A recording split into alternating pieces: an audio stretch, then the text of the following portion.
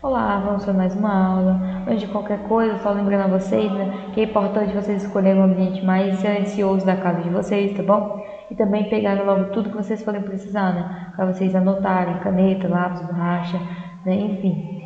Então, gente, a aula de hoje, produção textual, hoje redação, é na verdade uma pequena análise, assim, de alguns erros que vocês acabam cometendo, na redação de vocês, tá bom? Para vocês aprenderem a reconhecer esses erros, a identificá-los, para quando vocês escreverem a redação, vocês escreverem o texto de vocês, antes de vocês passarem para a folha oficial, Vocês vão primeiro fazer o rascunho, depois vão passar para a folha oficial. Antes de vocês fazerem isso, vocês têm que ler esse texto de novo. Por quê? Porque quando você lê de novo, você mesmo vai perceber que você cometeu alguns errozinhos, que às vezes é por engano mesmo, você escreveu apressado, e aí você deixou faltando alguma coisa, você esqueceu uma vírgula, ou esqueceu um acento, por exemplo, tá bom? Então, sempre tem um hábito de, terminou de escrever, leia um texto com calma, para você mesmo ir corrigindo esses pequenos errinhos, tá? Porque aí quando vocês entregarem a redação de vocês,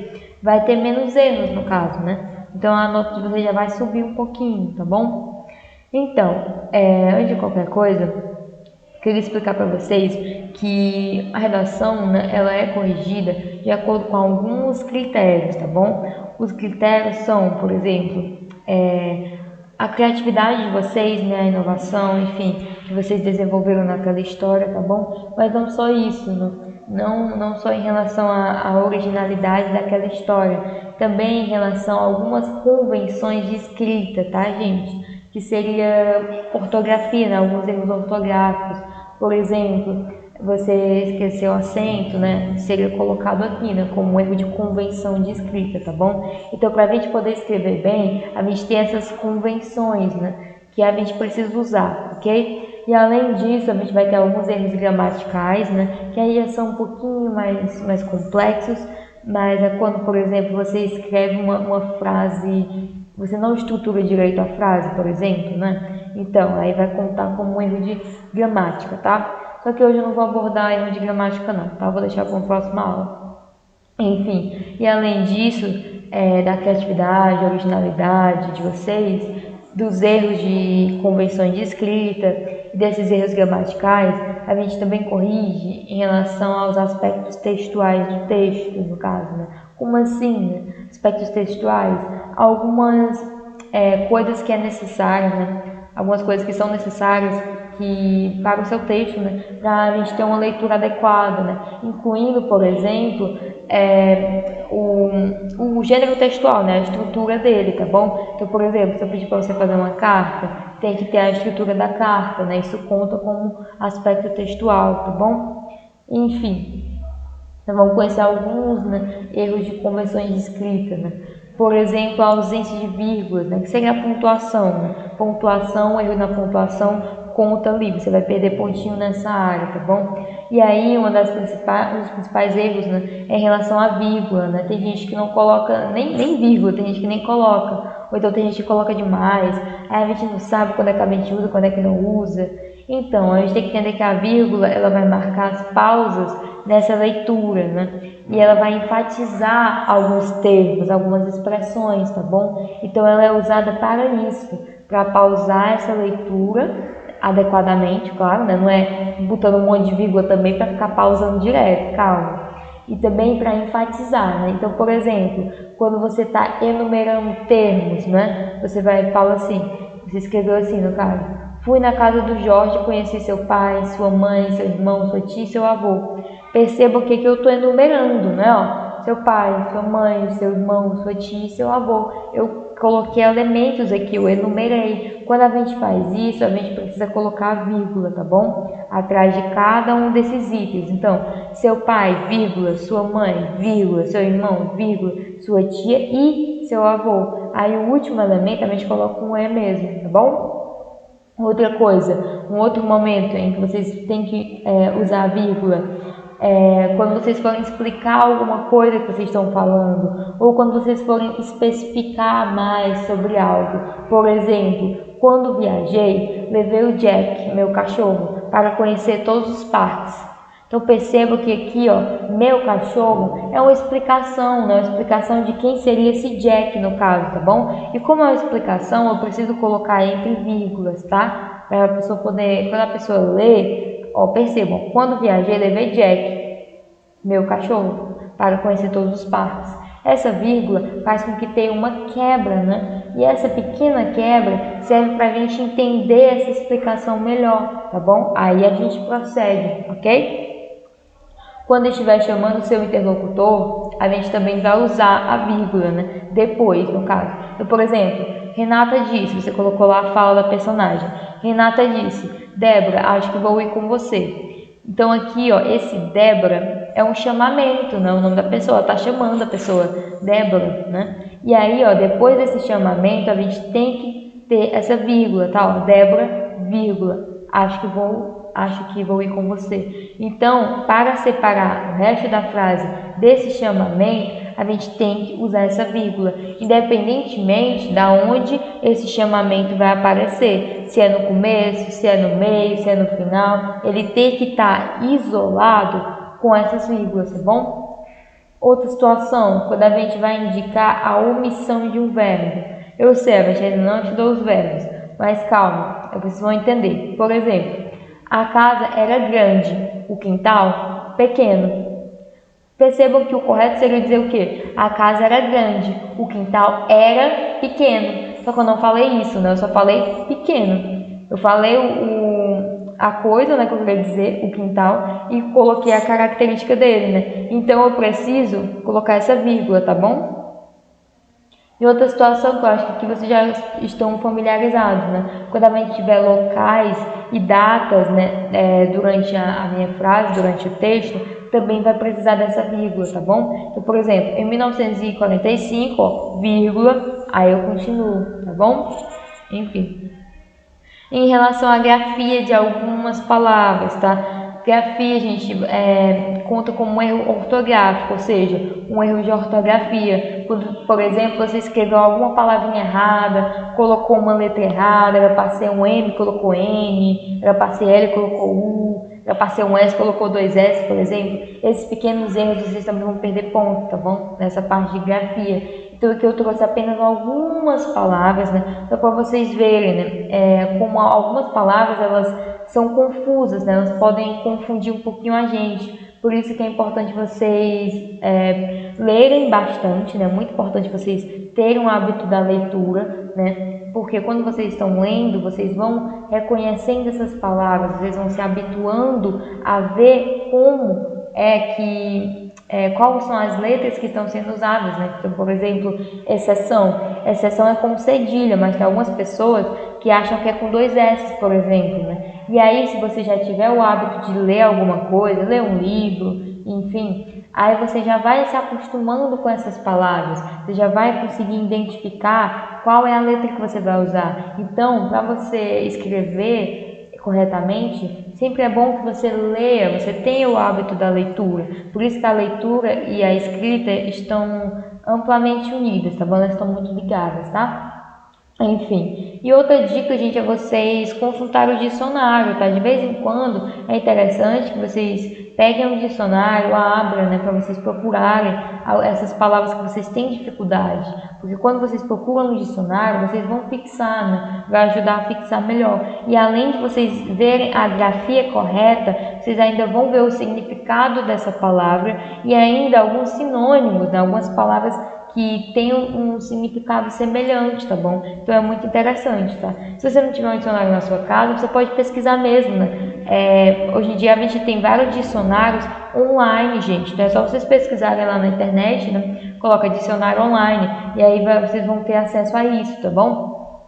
Enfim, então aqui é um exemplo, né, de alguns erros que as pessoas cometem, né? Isso acontece principalmente, gente, porque as pessoas elas acabam escrevendo da mesma forma que elas falam, e é por isso que elas se perdem. Então, por exemplo, simplesmente, essa palavra simplesmente é escrita com E, tá? Simplesmente, mas ninguém fala simplesmente, a gente fala simplesmente, não é? Esse E tem som de I, E é por isso que algumas pessoas escrevem com o I, que as pessoas se perdem um pouquinho, ok? Então é importante vocês entenderem que a nossa fala é uma coisa e a escrita é outra. Nem sempre a maneira que a gente fala é a maneira que a gente tem que escrever, tá bom? Então, por exemplo, beneficente, tem gente que escreve beneficiente, por exemplo, né? Ou identidade, que algumas pessoas colocam N, colocam identidade, que elas acham que é assim que escreve. Então é importante vocês irem reconhecendo essas palavrinhas, tá bom? Que vão causando essas dúvidas em vocês, tá? Para quando vocês escreverem na hora da prova, por exemplo, vocês já saberem exatamente como é que usa elas, né? Quais são as palavras que vão causar dúvida, para vocês saberem qual é a letra, tá bom? Enfim, e além disso, gente, tem a questão da acentuação, né? Aí a gente vai ter que lembrar das regras gerais da acentuação, né? Claro, a gente tem várias regras para acentuação, mas se vocês souberem pelo menos o básico, né, que a gente já estudou as regras de acentuação, né, você vai conseguir, tá bom? Acentuar direitinho, tá? Enfim, então, por exemplo, só para relembrar, tá, gente? Oxítonos, paroxítonos e proparoxítonos. As proparoxítonas, a gente vai acentuar todos. Então, o que é proparoxítono? Quando eu tenho uma palavra que a sílaba tônica é na antepenúltima, tá bom? Ok? Enfim, por exemplo, a palavra número, a sílaba mais forte é na antepenúltima, por isso que a gente acentua. Então, toda proparoxítona você acentua, tá bom? E aí a paroxítona você só vai acentuar quando for terminada em L, em I, em N, em U, R, X, PS, esse A contínuo, né? O ão, no caso, né? E uns, né? Eu sei que a paroxítona é um pouquinho mais complicado, mas aí uma dica que eu sempre dou é vocês se basearem pela oxítona. Por quê? Porque a oxítona a gente só vai acentuar se for terminada em A, as, os, es, ens e alguns ditongos abertos.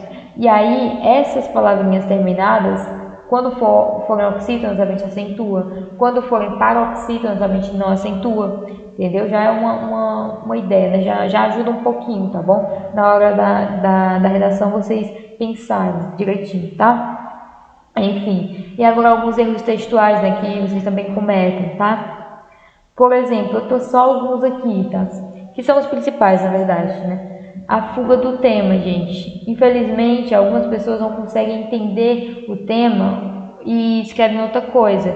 E aí eu peço aqui para vocês lerem com calma a proposta de produção. Toda vez que vocês forem fazer a redação, vai ter lá um textozinho explicando para vocês essa proposta. E aí vocês têm que prestar atenção, vocês têm que ler com calma, tá bom? O que é que está pedindo. Então, vocês vão reconhecer o tema da redação e o tipo de texto que vocês têm que escrever, não é? E aí vocês vão evitar de cometer esse erro. Então, por exemplo, se o tema é escreva uma carta, escreva uma carta para a sua avó, que fica fica em Natal, no Rio Grande do Norte. Pronto. É assim que está a proposta, tá? E aí você tem que seguir essa proposta. Aí, então vamos supor que você escreve uma história contando nas férias que você passou em Salvador.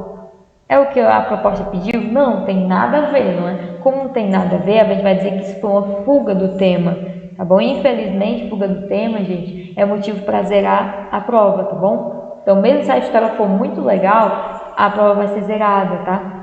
Enfim. Ou então você comete uma fuga parcial. Que é uma fuga parcial?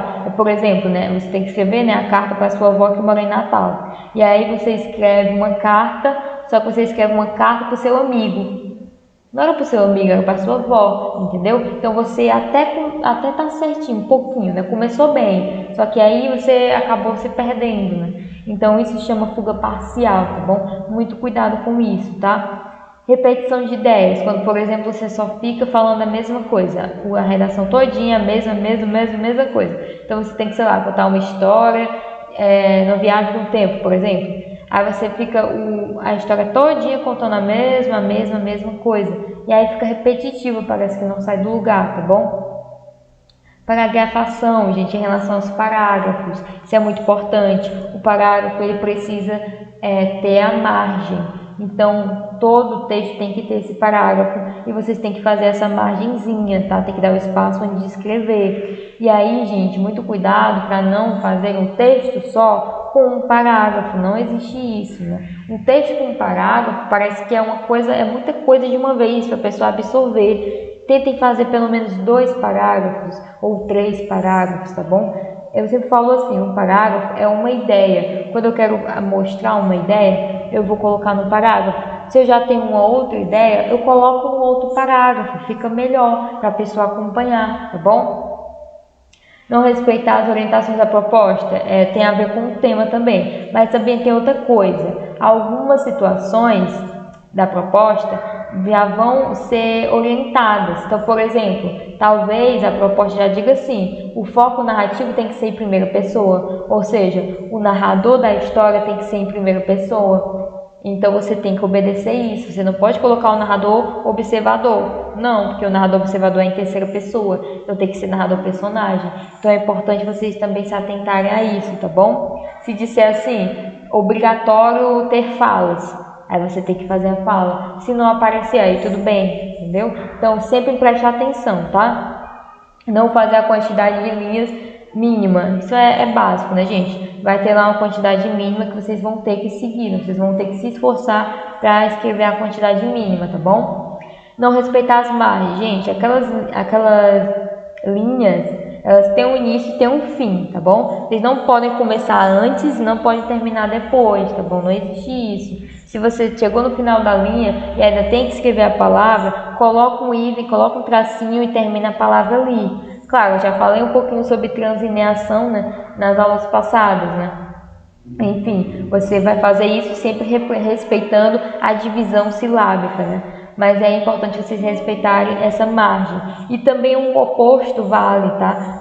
Vocês não podem ficar terminando a história fora da margem, né? Tem gente que começa a história e quando a gente vai ver o texto está no meio da folha. Não existe isso. Tentem respeitar essas linhas direitinho, tá bom? E fazer outro gênero textual, né? Então, por exemplo, se eu peço para você fazer um conto, aí você faz uma fábula, por exemplo, ou eu peço para você fazer uma carta e você faz, sei lá, você faz um apólogo, por exemplo, né? Então é por isso que a gente estuda os gêneros textuais, para vocês conseguirem entender as características deles, para vocês aprenderem a fazer um texto assim, tá bom?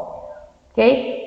Enfim, por hoje foi só isso, né? Espero que vocês tenham entendido. Se tiver dificuldade, vocês podem ver de novo as outras aulas, tá bom? Acessem o site da escola e a agenda digital, tá?